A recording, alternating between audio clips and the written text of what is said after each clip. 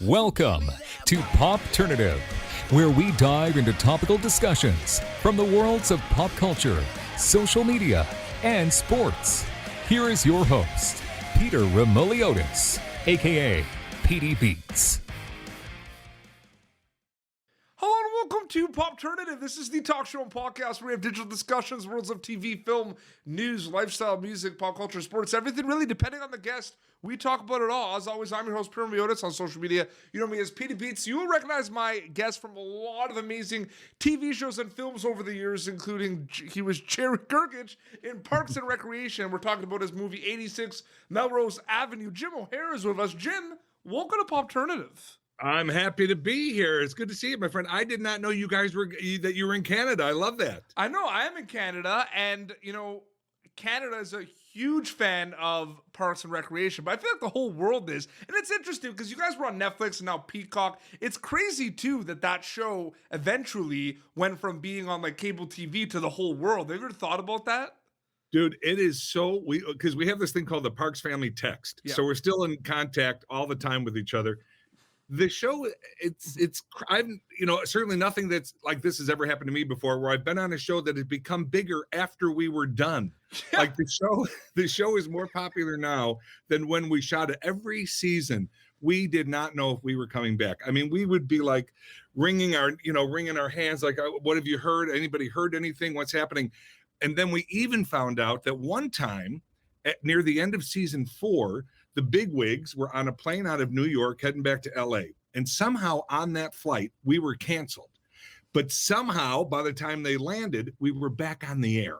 So, I mean, wow. It was also tenuous and we never knew what was happening. So to have the show be this, because for us, it was always nothing but this gift. Yeah. Because 7 years, 126 episodes, and I'm about 105 now, Pete, so it's, I'm very old. Actually, I just say that because for 105, you're like, damn, he looked good. Now, when I tell you I'm 59, you're like, oh, that's too bad. Yeah, so I say 105. No, but to have that, to be with those people for 7 years and love and laughter every day, I had never worked like that before or since.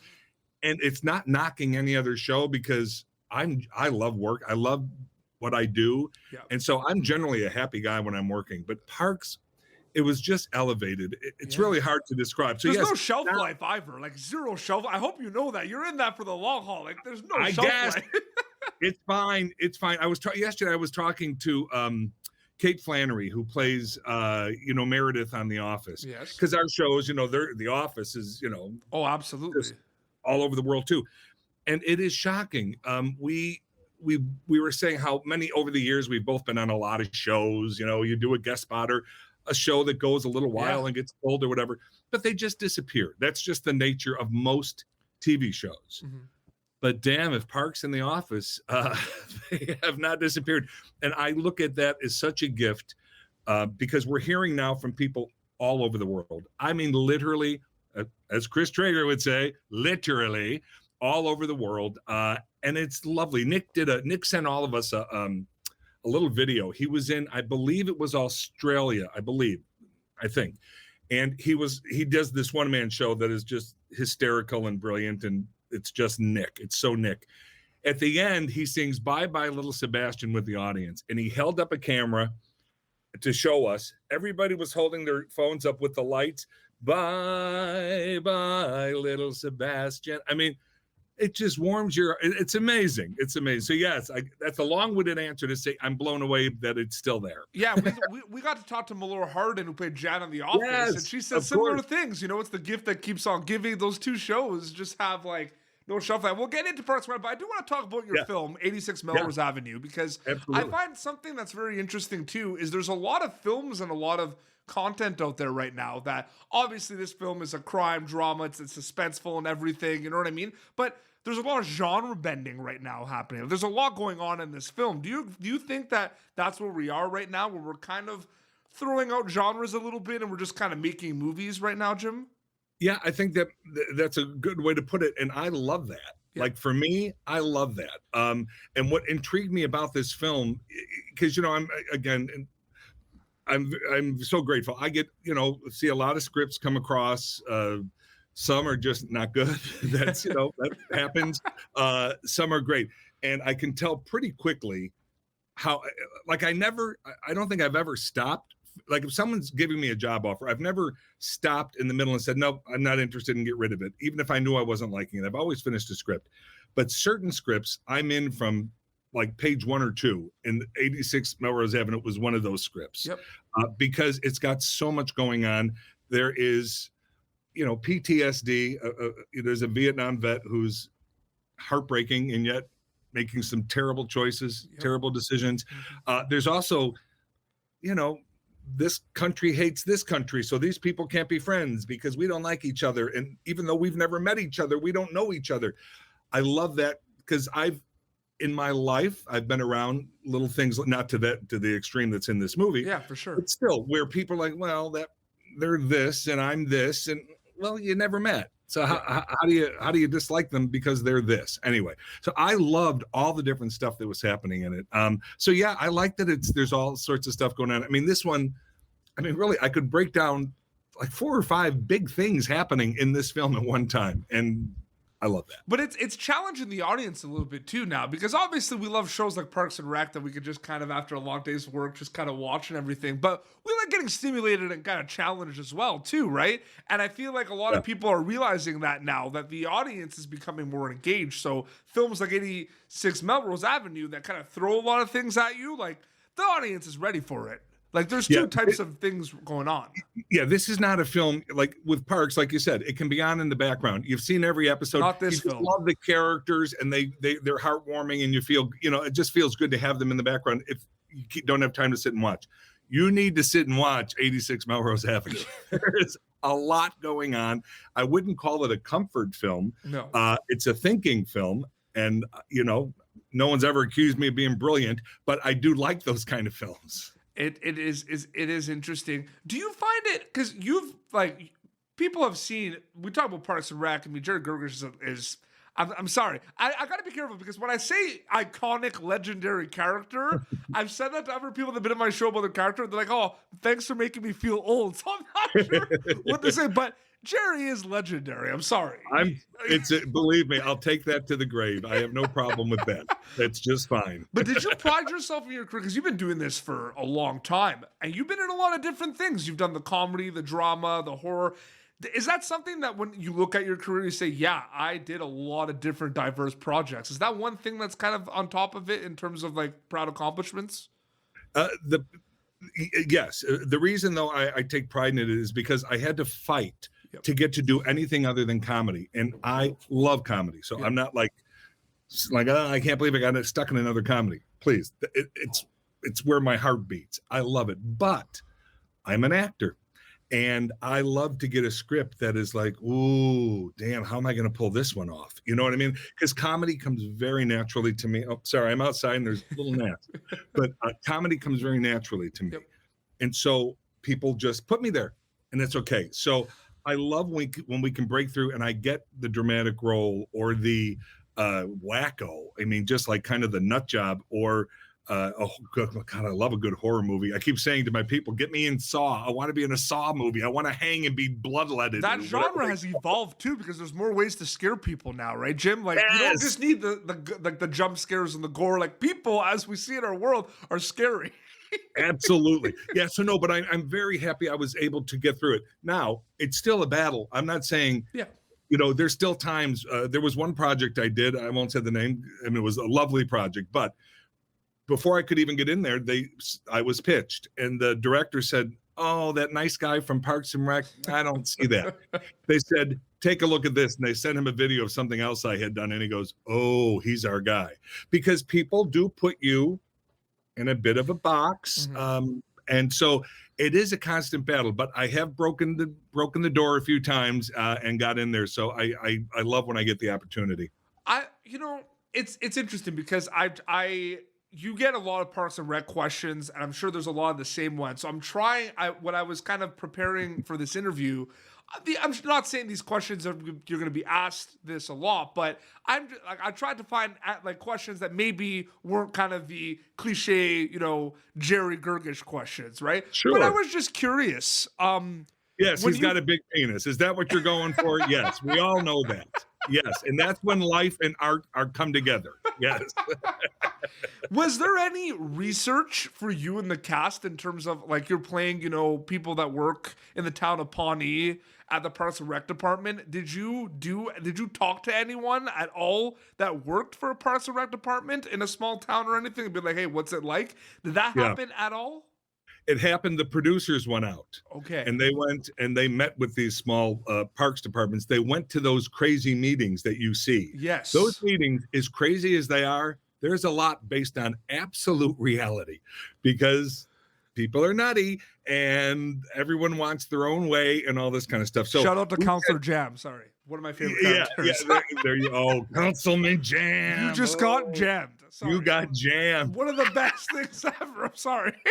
John is awesome. Yeah. When he came on, I mean, so many great side characters to Parks. And what I loved about what they did, because remember, they went out into the world and they are meeting with these people. They realized right then and there, they want this world to be condensed. Like, in other words, it's the same crazos because that's what happens in a town. Yep. So you see a lot of the same people at the meetings. You see a Jam. You see a Mo Collins who played Joan Calamezzo.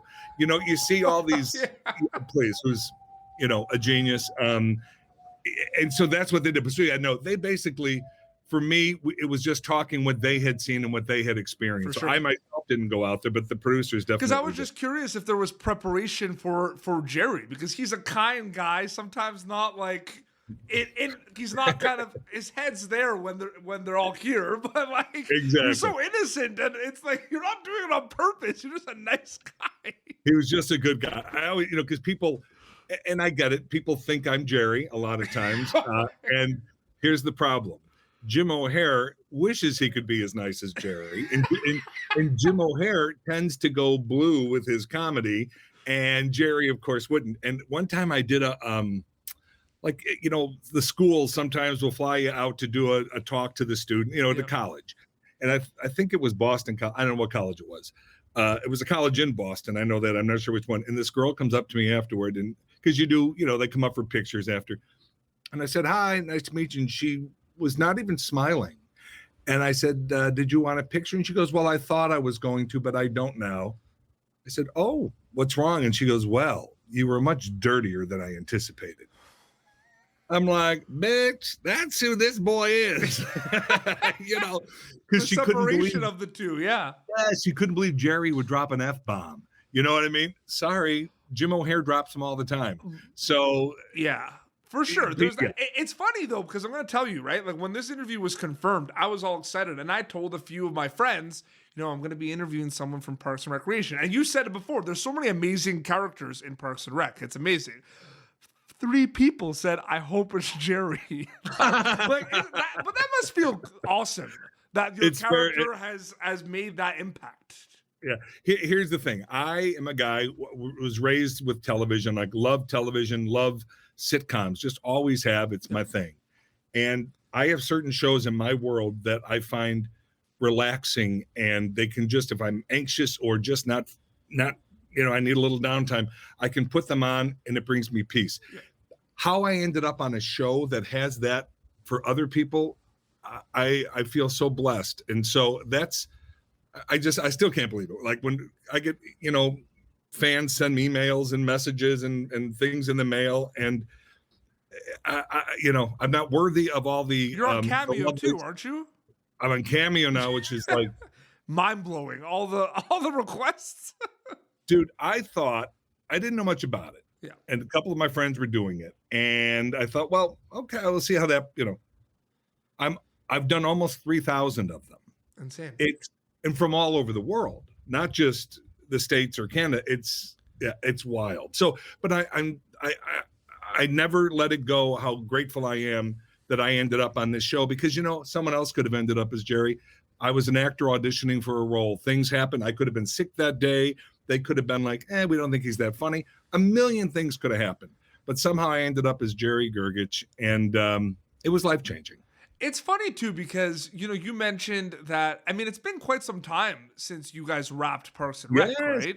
Yeah, so, we did. We wrapped in 2015, and aired in 15, our last episodes, and we did the reunion last year for the COVID, but that was, a crazy weird one just to help raise money for the food shelters. So yeah, it's been 5 years. But it's interesting because you're still acting. Everyone's still doing projects, right? And it's fun. It's interesting because I often interview people from my on my show that were in movies or shows when they were younger, right? And they're doing stuff here and there, but it's not as big scale as it was when they were young doing it, right? And it's interesting because, you're doing a lot of projects. You're doing 86 Melrose Avenue. You're doing a lot. You've done Brooklyn Nine-Nine. You've done a lot of really cool things, but people still talk about that show that you wrapped 5 years ago, right? Does it ever, but it's a big part of your life. I'm sure you're never sick and tired of talking about it. There was a slight concern during Parks when we realized that the fan base was growing, that, wow, could I be like, because I'll never forget old time interviews from Bob Denver, Gilligan from Gilligan's Island. And he said, that character ruined his career. Yeah. Just because it's so. The typecasted aspect. That's who he is. Yeah. Yeah. Yeah. And for me, I'd go back and forth. I had worked a whole lot before Parks and Rec. Yeah. I'd done a whole lot. And so I thought, well, people knew me before Parks and Rec. So, certainly not to the level that they know me because of Parks and Rec, but I had worked, you can look me up. I've been on a lot of shows over the years. Yeah. So I was pretty sure it would all go back to that. And thankfully it has. The only one of us that doesn't really work, and I can't even remember his name now. He played Andy Dwyer or something like that. What was that guy's name? Chris something? Yeah. Yeah, Pratt. I think he's the only one who hasn't found any work. But other than him, everyone, I know. And listen, keep this between you and me, but I throw him $20 every Wednesday to cut my lawn, just to help him out. He's got kids now, and yeah, no. But the show, if anything, I would say, I don't know, 80% of the work I do now is offers, and that's lovely. Yeah. There's nothing better.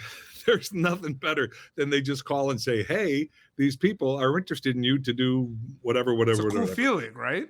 It's a wonderful feeling. Though I always tell my people, my whole world has been auditioning to get work. I am still on board to audition to get work. So don't ever, because some actors, not naming names, will only accept work that is offered. That ain't me. I'll fight for a job. That's a thing. Yeah. I've fought for jobs all my life. I'll fight for a job. I think is that a misconception that people realize that, there's someone from a TV show that you loved, and that person, when he was pretty known or relevant, auditioned for something else and didn't get that. It got lost it to someone else. That happens a lot. Every day that happens. I go into sometimes I'll walk into an audition room like, what the hell is he doing here? They should be begging him to do this show. Yeah. And instead, he's sitting there learning his lines just like I am. Yeah. So it's the great equalizer. Believe me, there's no. Now, of course, once you become, your Brad Pitts or your George Clooney's, I can't imagine there's a lot of auditioning going on. He's always the first one, by the way. Brad Pitt has that. Is that what always comes out? He has that status. That Leo comes up too, but Brad Pitt, it's always Brad Pitt. Well, for me, it's because people confuse the two of us. We look a lot alike. And no, but other interviews, say you have a Brad Pitt for his name is always example. And I'll tell you, I got to meet him one time. Yeah. Aziz had Aziz was having he had done a special and he was having a private screening of it, and he was there. I thought he was lovely. Mm-hmm. He's shockingly good looking, but I worked with Rob Lowe for 4 years, so I can deal with shockingly good looking. Did you ever see Rob Lowe's hockey movie Breakaway? It's just on Netflix now. Have you ever seen that? I don't think I have. Oh, it's great. It's a Canadian film, but it's great. He's in that. And it's funny because the Brad Pitt thing, we're in Canada. Letterkenny, that's on Hulu. That's a Canadian show. He gave it a shout out on the Oscars last year, and everyone was losing their minds. You know what I mean? Okay, let me quickly ask you a question about Letterkenny. Yeah. When they do those rants on those words, yeah, do you understand what they're talking about? Do I have? Because I do. I think I'm either being stupid or just because I'm not Canadian, I don't get it. No, we're used to it a little bit, right? But it's funny because Dylan Playfair is a good friend of mine who's also in Mighty Ducks now. he was recruited for Mighty Ducks because they loved Letterkenny. Isn't that crazy to think? It's great. It's great to hear that stuff. Amazing. Yeah. Love that. It is amazing. A quick question too before we wrap up too. Is there a Jerry moment that might not be the one that's like known the most, but do you have a go-to favorite Jerry moment in terms of a scene that you were able to do that triumphs over others? One that I love only because of there's nothing better than making the crew laugh. There just isn't. Yeah. And when a scene breaks, when they have to do another take because the crew just bursted out laughing, it's just like this personal, like, yay. I remember when we first started, whenever I could get Amy to laugh, I felt like I don't know, because I love her so much and I respect her so much that it felt so good to make Amy laugh. And it's a bit that some people, it's a meme, of course, everything's a meme, but it's when I'm describing to Anne and Chris, Rob Lowe and Rashida about nursing. And I do and everybody lost it. It was just one. So I love it's just a moment that I love. I remember shooting it and just really happy. There's so many parts of Rec moments. One of my favorites, a later one, but like Ben's bachelor party will always be one of my favorites, where you all got to do your little thing, the ice cream shop. That was just so like, that was like putting a nice cozy blanket. You know what I mean? It was amazing. Each character got their own spotlight. You know, and then, you know, we shot in Indianapolis for that one. We went to the Colts. Yep. Yeah, episodes like that, because, you know, we did 126. So a lot of them, you know, you forget you've done a lot. So sometimes, because we're on a couple of channels here, and in the morning, if I turn the TV on, sometimes it's just on, and I'll be like, oh, damn, that was a good episode. I love the moment we're all walking on the ice. Get on your feet, and there's no more red carpet. And let me tell you, if you watch closely, because it made the final episode, we can barely look. We're laughing so hard when we are falling and trying to get Amy on that podium. That was so out of control. Nick hit the ground with the dog. I mean, that was a great season. That was one of my favorite seasons. Yeah. I also think, and this is, of course, I'm biased, you know, I love the show. I think because Mike Schur, who co-created it with Greg Daniels, I think because he never left us. A lot of times once a show takes off, the networks are like, give us this, give us that, and that person leaves to go do another project. Happens a lot. Like it happened on Parks and Rec because Mike co-created Brooklyn Nine-Nine, but he never left us. Dan Gore went off to do Brooklyn Nine-Nine. And so I think we never lost our same voice. Mm-hmm. And Mike's voice is loud and proud and pretty brilliant. And so I think we maintained a pretty good level of quality, because after 7 years, you know, shows can do all that kind of stuff. So I was always proud of the quality. Oh, absolutely. Jim, I wanted to thank you so much for coming on Popternative Chat. I really appreciate it. My pleasure. This was a lot of fun anytime. Yeah, absolutely. So 86 Melrose Avenue, you're going to be able to check that out pretty soon. Yes, it's on streaming. April 16th, yep. But I could be wrong. But check it out. It's really a lot to think about. There's a lot to think about. You're not just going to sit back and, you know, it's a ride. It's Absolutely. Definitely a ride. And that little show, Parks and Rec, I mean, it's around. I've heard of it. I don't know. Check it out. It might be out there. I don't know, somewhere. And where do people follow you on social media to keep up to date with everything? Oh gosh, what am I on? Instagram at Jim O'Hare, or maybe maybe the real Jim O'Hare. This is how terrible I am. Yes, the real Jim O'Hare, because somebody stole my name. And then Twitter is at Jim O'Hare, and then Facebook, and I don't know, a couple of porn sites. You know, the usual. It's the usual. Well, this has been Popternative, youtube.com/Popternative for previous episodes. Until next time, this is Jim O'Hare and PD Beats signing off. Thank you for tuning in to Popternative. Make sure to check out our past episodes of Popternative on YouTube. Be sure to like Popternative on Facebook and follow us on Twitter. This has been an Autograph Communications production.